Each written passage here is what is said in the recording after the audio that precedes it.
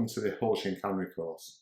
This is your opportunity to learn how world-class companies deploy their strategy using the best possible process to do so, Hoshin Kanri. It's a methodology, it's a process, but it's also a way of thinking. And throughout this course, we're going to talk to you a lot about how to think about deploying strategy and how to use Hoshin Kanri in the right way. So don't think about this from a technical perspective. Thinking about this from a change management and a change leadership perspective is one of the most important areas of lean thinking. And a lean leader will spend a lot of time ensuring that Hoshin is properly deployed in their organization in order that they can be successful. If we look at the course curriculum, it's broken down into 5 sections, which each consist of bite-sized lessons, which allow you, the student, to take the time to learn and use that information. And at the end of each section, we're going to encourage you to download the slides for your further reference, as well as do something we call hand-sign, which I'll talk about a little more later. The 5 sections we're going to go through are the course introduction, which we're in now. Then we'll do an introduction to Hoshin Kanri. We'll talk about the Hoshin Kanri planning cycle.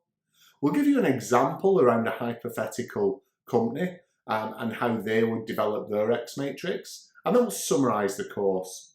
And then the final section is where you do an assessment of 20 questions with an 80% pass requirement, and provided that all of that has been completed, you'll be certified as having attended successfully this course.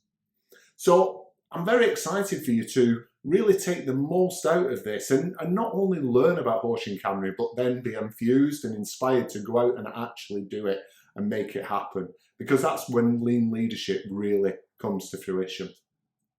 So if we look at the objectives for the course, by the end of the course, we should expect that you know and understand why an organisation needs Hoshin Kanri, be able to differentiate between daily management and Hoshin Kanri, identify and create true breakthrough objectives, select the vital few breakthrough objectives for your organisation, utilise the X matrix, a very important part of Hoshin Kanri, cascade the objectives to the point of impact. I'll talk later about what the point of impact actually means.